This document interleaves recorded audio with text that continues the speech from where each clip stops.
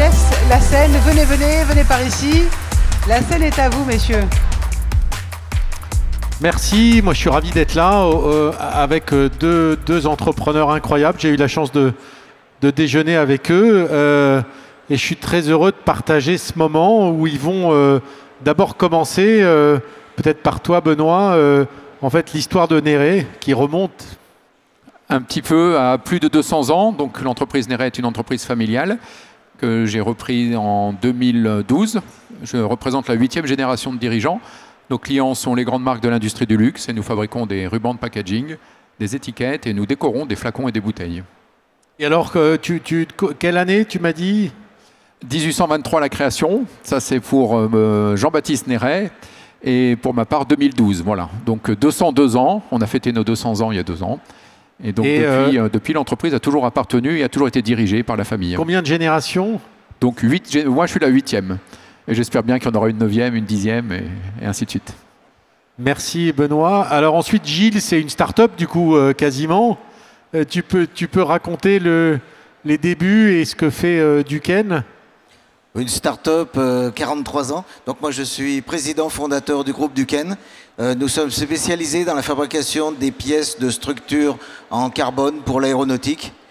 Par exemple, nous faisons des pièces du fuselage de l'A350 ou des pièces de moteur pour Boeing et pour Airbus. C'est un groupe de plus de 1000 personnes maintenant, alors que j'ai commencé à zéro. Et sur 7 sites, 4 en France, Roumanie, Mexique et Maroc. Et peut-être quand même le tout début, comment ça s'est passé, le tout début de l'entreprise Duquesne? Comme souvent, 0 francs, 0 compétences dans le sous-sol de la maison des parents. Simplement l'idée de faire des pièces en carbone avec peu de moyens, avec le moteur, pour faire le vide, avec le moteur d'un vieux frigo, pour polymériser le carbone, le radiateur de la salle de bain. Vraiment, j'ai démarré de 0 et maintenant on est rang 1 chez Airbus et chez Boeing. Donc il y a eu quelques steps de progression. Alors vous avez tous les deux de très belles histoires autour de l'innovation. On partageait tout à l'heure et il y a quelques jours encore l'Observatoire des startups et PME innovantes, qui est l'outil qui nous permet de suivre notre plan de route au fond. Bruno le disait, d'une génération de réindustrialisation sur l'innovation. On disait tout à l'heure qu'on avait 115 nouvelles usines innovantes qui avaient été créées, 2 tiers par des PME, 1 tiers par des startups industrielles. À peu près pareil que l'année dernière. L'année dernière, c'était inversé. C'était un peu plus de startups, un peu moins de PME. Et c'était 70 il y a 3 ans. Donc on voit que ça monte progressivement, ça sera long. Moi, je voudrais que vous me parliez de votre passion de l'innovation et en fait, pourquoi vous avez fait de vos groupes des moteurs de l'innovation et qu'est-ce que ça apporte en fait à vos entreprises? L'innovation au niveau des composites, c'est l'ADN du groupe, parce qu'en fait, le métallique a plusieurs millénaires, le plastique plusieurs siècles, mais le composite carbone, ça a 50 ans, donc on part de 0 et en permanence on progresse sur la conception des pièces, sur les process et surtout sur l'industrialisation. On est tout le temps en train d'innover et c'est passionnant parce qu'on amène des solutions à nos clients et c'est passionnant de faire des pièces de plus en plus performantes et de plus en plus industrielles. On progresse dans l'industrialisation et pour presque devenir un outil de production standard. Et tu disais tout à l'heure que c'était une industrie qui était peu industrialisée. Qu'est-ce que c'est le moteur aujourd'hui pour industrialiser? Comment tu gères l'innovation, toi, aujourd'hui, dans le groupe Duquesne? Nos usines les plus industrialisées, on est à peu près robotisé à 50%, mais il y a beaucoup encore de phases manuelles qui créent des problématiques, parce que qui dit phase manuelle dit problématique de qualité. Donc il nous reste encore beaucoup de travail et c'est en travaillant sur les matières, sur les process et sur les machines. Les machines n'existent pas, donc dans le groupe Duquesne, on conçoit nos machines. Actuellement, nous faisons des pièces pour le fuselage de l'A350. On ne peut pas acheter une machine à faire des fuselages. Donc on conçoit les machines, on les met au point et ensuite on les met en production. Dernièrement, on a lancé une jante en carbone pour Alpine. Là aussi, on ne peut pas acheter des machines à faire des jantes. Donc on a créé la jante en carbone, toute la ligne de production, et on livre en série Alpine sur la 110 avec des jantes carbone Duquesne. Et tu as une équipe ad hoc qui s'occupe de l'innovation, c'est toi qui pilote en direct ces projets, comment ça s'est organisé? Alors, progressivement, ça s'est structuré. Maintenant, c'est un service. Maintenant, c'est pas loin de 25 personnes qui travaillent en permanence sur des projets. Alors, des projets internes, soit il y a des projets, les projets CORAC, c'est sur l'aéronautique. Et puis aussi, on bénéficie du CIR. Donc, entre les projets CORAC et le CIR, c'est vraiment des outils qui nous permettent en permanence de développer et d'alimenter ces 25 personnes. Et tous ces travaux de R&D ensuite sont mis en action dans les lignes de production et font des pièces.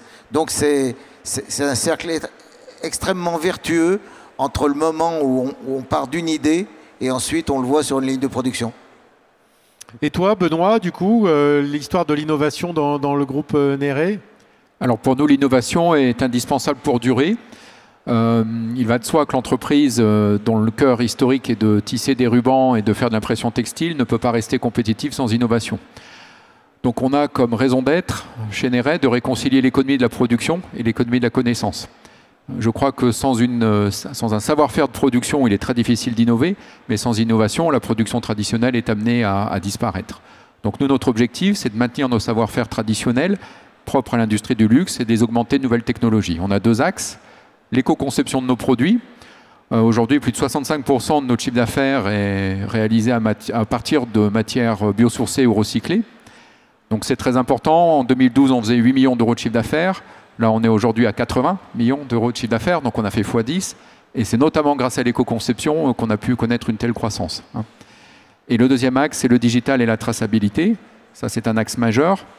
Pour faire ces innovations-là, on va chercher... Alors, il y a deux facteurs clés de succès, à mon sens.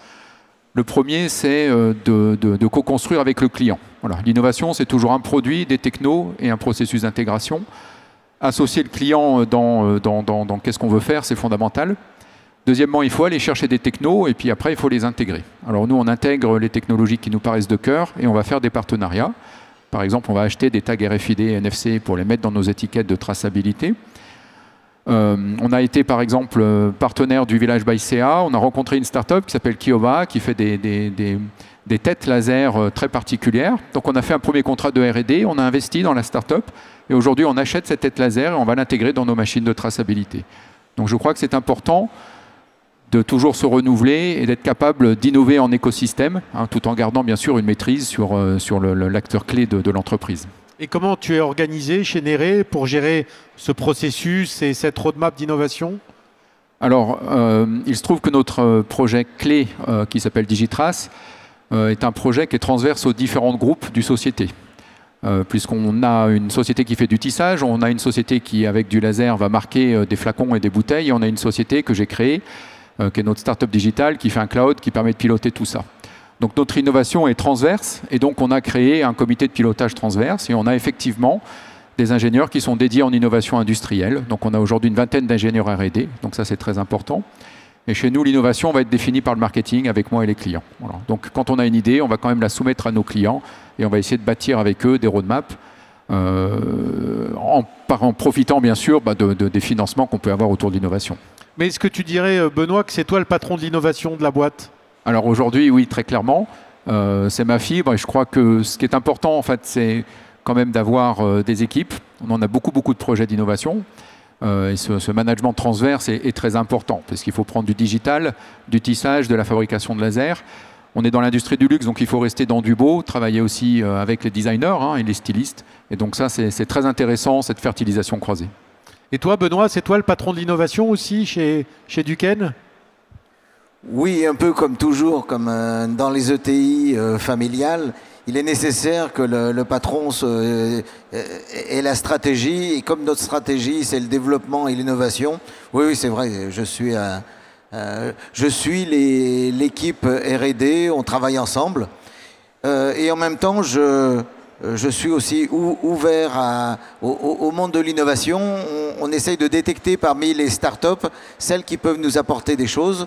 Et il y a pas mal d'opportunités avec des startups qui ont des idées, qui les développent, mais souvent qui n'ont pas le marché.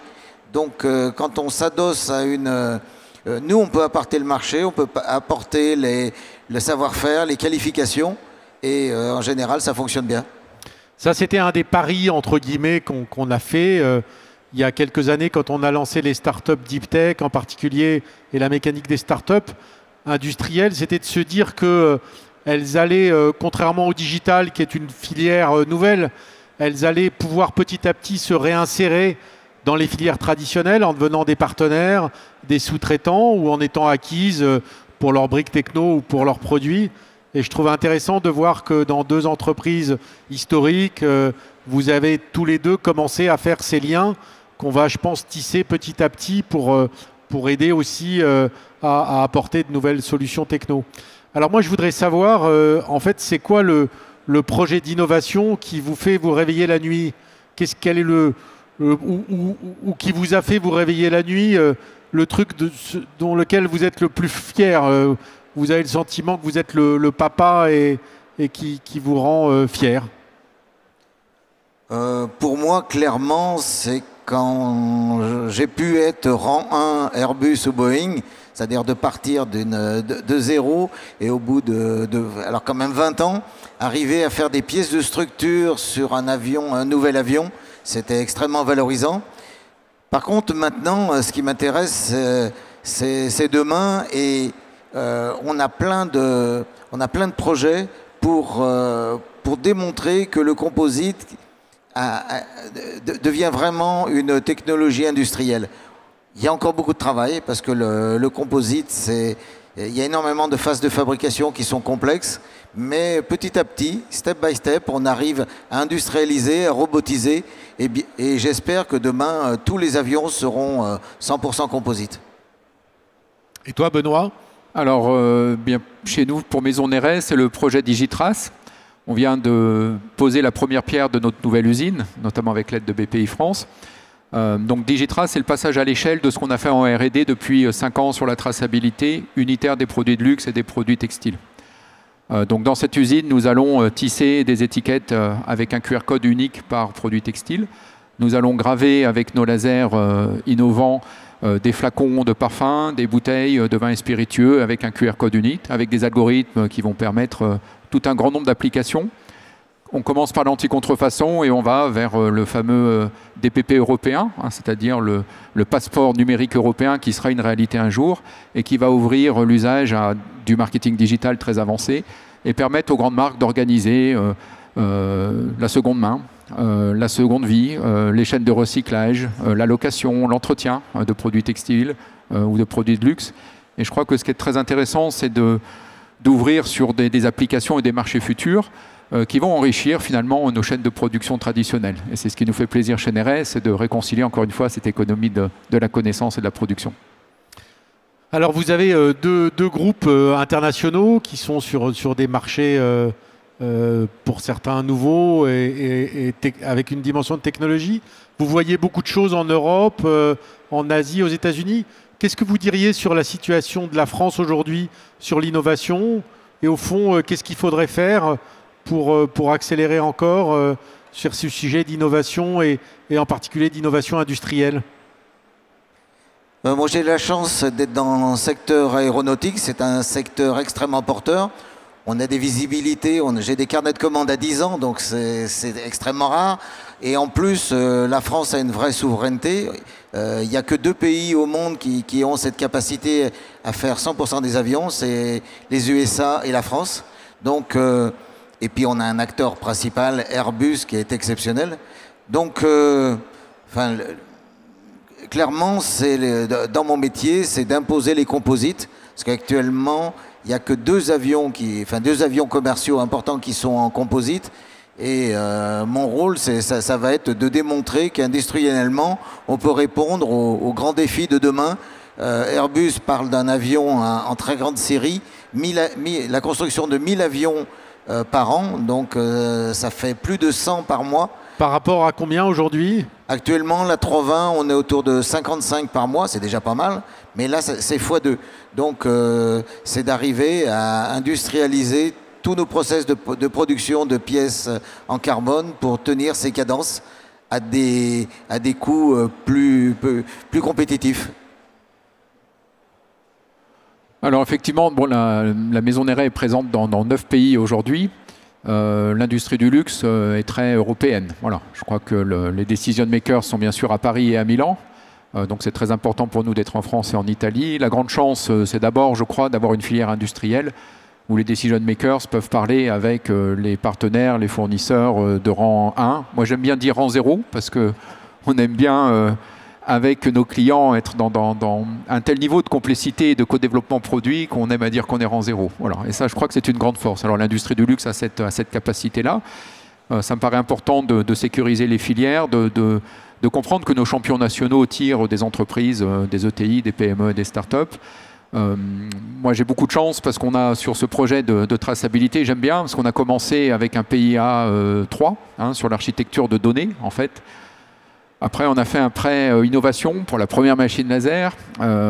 Évidemment, on a bénéficié aussi du crédit d'impôt recherche, qui est une aide importante. Et puis là, la création de notre entreprise, c'est un PNI, donc prêt nouvelle industrie.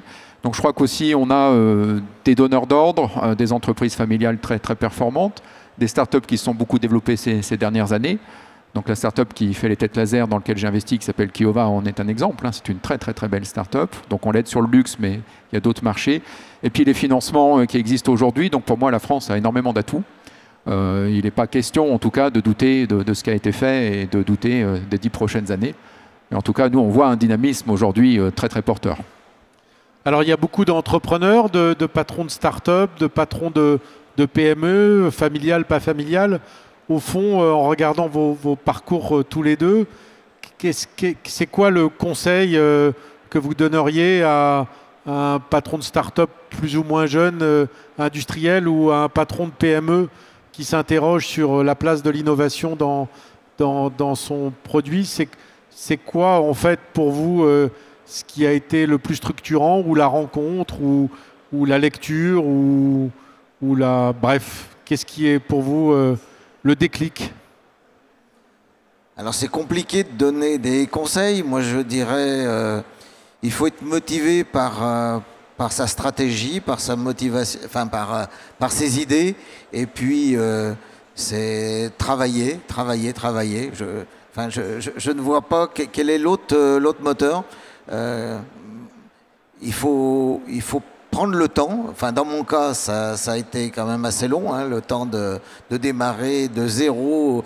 Et là, nous sommes plus de 1000 et nous sommes sur tous les programmes aéronautiques majeurs, que ce soit Airbus, Boeing ou Comac, l'avion chinois. C'est un travail de constance, et faut avoir confiance en sa stratégie et ses idées. Et le travail. Oui, c'est quand même le travail, parce que... Merci Gilles. Benoît? Oui, c'est difficile de donner des conseils. Pour moi, l'innovation, l'image que je prends, c'est souvent une expédition en Himalaya, par exemple, pas hors l'Everest. Il faut vraiment avoir son cap fixe, enfin son objectif, pardon. Et par contre, vous avez des étapes intermédiaires. Voilà, le camp de base, le premier camp, le deuxième camp. Et là, il faut accepter de s'adapter, parce qu'innovation, c'est un marathon.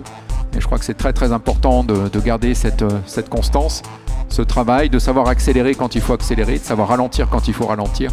Donc je crois qu'il faut effectivement être passionné et puis avoir cette constance et ce cap. Merci à tous les deux de ces belles aventures humaines et de ces magnifiques projets. Et très bonne journée à vous tous. Merci encore. Merci. Merci beaucoup. Merci beaucoup, messieurs.